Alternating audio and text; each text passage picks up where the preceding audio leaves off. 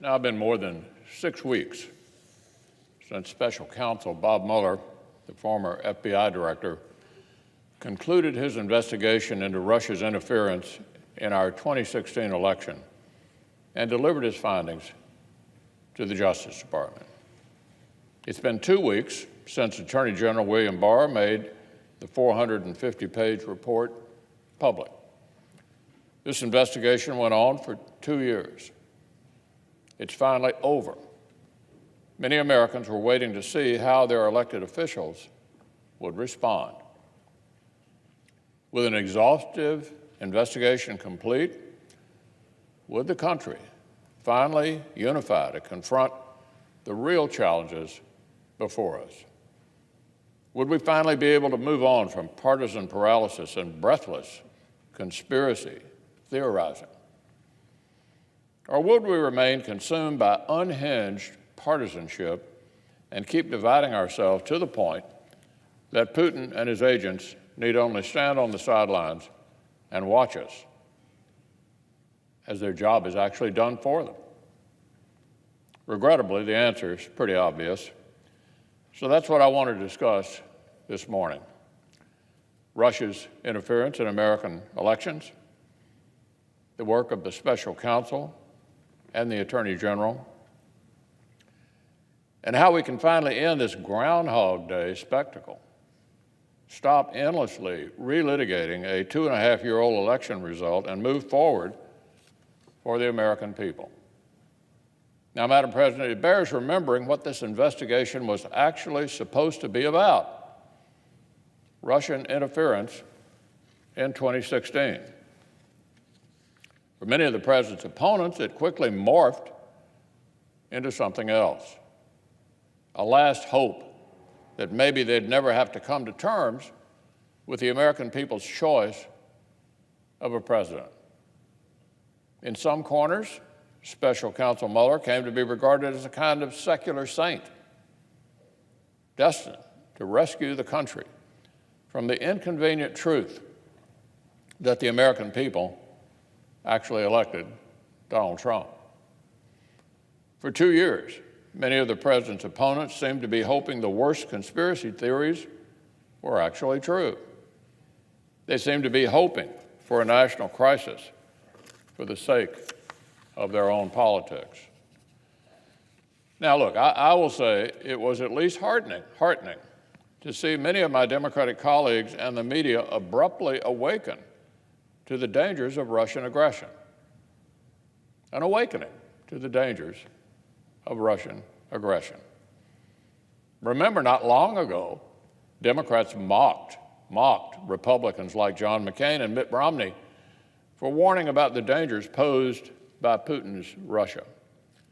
Remember President Obama's quip back in 2012 when then Governor Romney emphasized his concerns with Russia. Here's what President Obama said when Mitt Romney emphasized his concerns with Russia back in 2012. Direct quote: "The 1980s are now calling to ask for their foreign policy back." That was President Obama in 2012. Well, look, I think many of us now see that President Obama's approach to Russia could have used some more of the 1980s, more Ronald Reagan, and less Jimmy Carter. We'd have been better off if the Obama administration hadn't swept Putin's invasion and occupation of Georgia under the rug, or looked away as Russia forced out Western NGOs and cracked down on civil society. If President Obama hadn't let Assad trample his red line in Syria, or embraced Putin's fake deal on chemical weapons. If the Obama administration had responded firmly to Putin's invasion and occupation of Ukraine in 2014, to the assassination of Boris Nemtsov in 2015, and to Russian intervention in Syria, maybe stronger leadership would have left the Kremlin less emboldened. Maybe tampering with our democracy wouldn't have seemed so very tempting. Instead, the previous administration sent the Kremlin the signal they could get away with almost anything. almost anything. So is it surprising that we got the brazen interference detailed in Special Counsel Mueller's report? A concerted effort to divide Americans through social media campaigns, hacking into the email accounts and networks of the Clinton campaign and the Democratic Party. Thanks to the investigation, we know more about these tactics. Thanks to the investigation, 13 Russian nationals, 3 Russian companies, and 12 more Russian intelligence officers have been indicted. These are the people who really did seek to undermine our democracy. Yet, curiously, many of our Democratic colleagues and most of the news media don't seem to really care about that. New insight into defending America, Russian nationals indicted, doesn't seem to interest my colleagues across the aisle. No interest. Just like there's been little interest in the steps this administration has taken to make Russia pay for its interference and strengthen America's hand. Election interference was just one part in Russia's strategy to undercut the United States, and this administration has taken the problem head on. We have a new, coherent national security strategy and national defense strategy that actually take the threat seriously. We have new sanctions. We provided Georgia and Ukraine with weapons to better defend themselves, capabilities the previous administration denied our partners, now listen to this, out of fear of provoking Russia. We've worked against pipeline projects like Nord Stream 2 that would further expand Putin's influence. We've strengthened and reforming NATO so the alliance can present a united front. We've proved Russia's noncompliance with the INF and walked away from a treaty that Moscow had turned into a sham. And the Trump administration has, over Russian objections, twice enforced President Obama's red line in Syria after Assad's use of chemical weapons. Now, with respect to election security, Congress appropriated hundreds of millions of dollars to state governments to shore up their systems. The administration increased information sharing from the Department of Homeland Security in cooperation with the states. And according to press reports, the Department of Defense has expanded its capabilities and authorities to thwart cyber threats to our democracy. No longer will we just hope Moscow respects our sovereignty. We will now defend it. These are just a few examples, Madam President, and there's already evidence they're having an effect. We just had the 2018 midterm elections.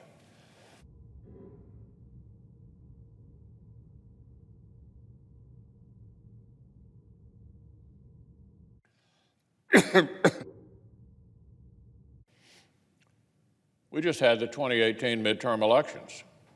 Thanks to this administration's leadership, all 50 states and more than 1,400 local election jurisdictions focused on election security like never before. DHS provided resources to localities for better cybersecurity, and private social media companies monitored their own platforms for foreign intelligence interference. Thanks to efforts across the federal government in 2018, we were ready.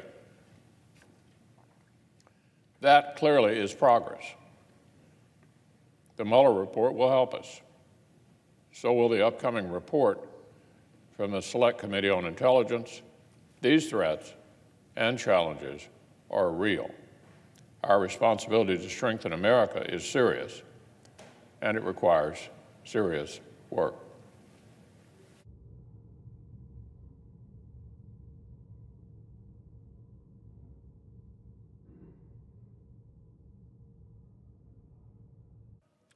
But speaking of seriousness is not what we've seen from the Democratic Party in recent days. Not serious. What we've seen is a meltdown, an absolute meltdown an inability to accept the bottom line conclusion on Russian interference from the special counsel's report, which said the investigation did not establish that members of the Trump campaign conspired or coordinated with the Russian government in its election interference activities. That's the conclusion. 2 years of exhaustive investigation and nothing to establish the fanciful conspiracy theory that Democratic politicians and TV talking heads had treated like a foregone conclusion.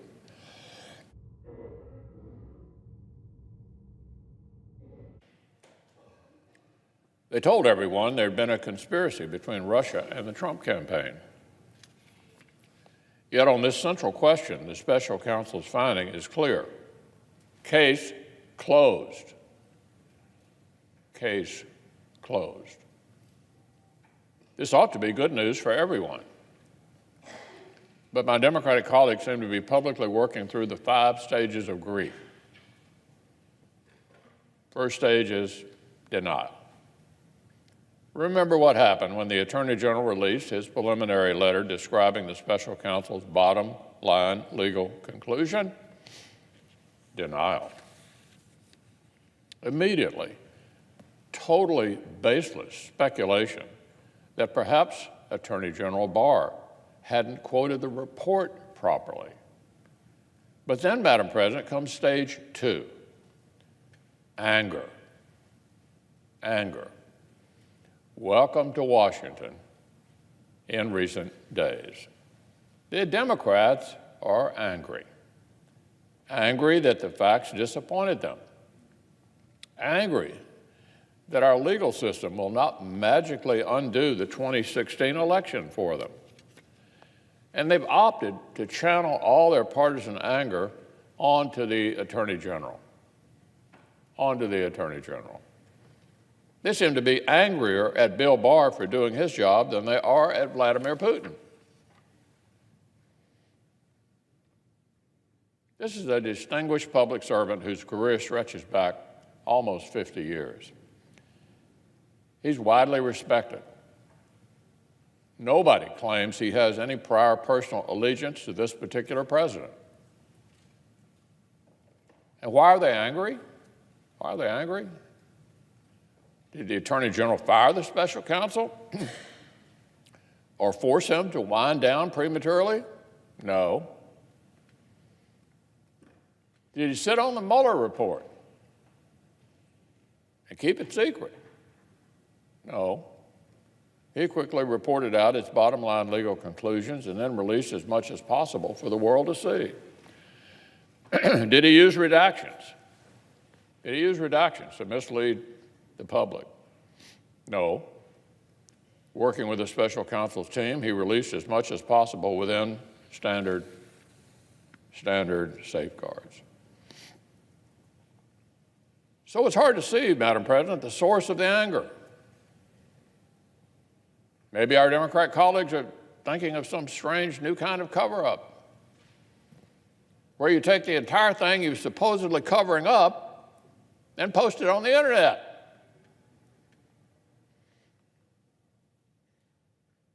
The claims get more and more utterly absurd. Baseless accusations of perjury, laughable threats of impeachment. Look, we all know what's going on here. This whole angry barrage that Democrats had prepared to unleash on President Trump, except the facts let them down. The facts let them down. And so the left has swung all of these cannons around and fired them at the Attorney General.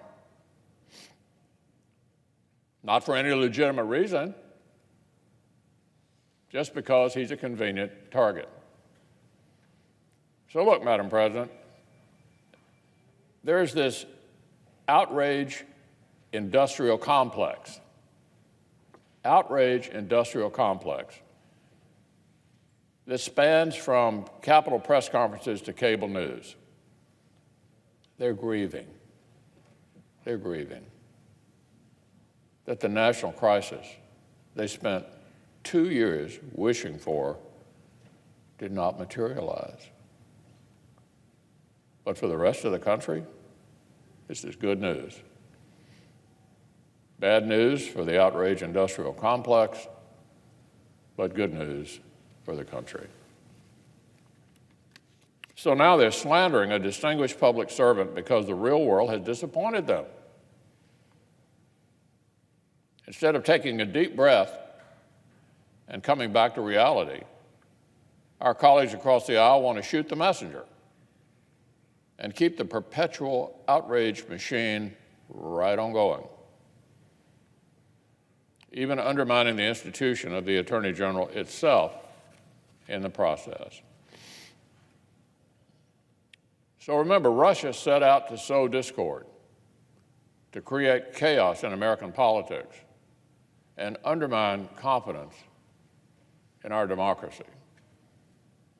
But on that front, given the left's total fixation on delegitimizing the president Americans chose, and shooting any messenger who tells them inconvenient truths, I'm afraid the Russians hardly need to lift a finger. Hardly need to lift a finger. Well, Madam President, the last stage of grief is acceptance. For the country's sake, I hope my Democratic friends can get there sometime soon. There are serious issues the American people need us to tackle. There's more progress for middle-class families we need to deliver. For 2 years, the Democratic Party held out hope that the legal system would undo their loss in 2016.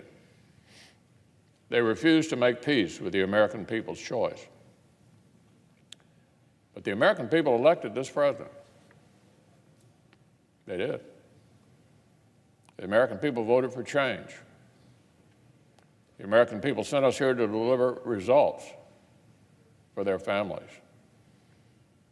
That's what Republicans have been doing for the past 2 years and counting. That's what Republicans will continue to do. And whenever our Democratic friends can regain their composure, and come back to reality, we look forward to their help.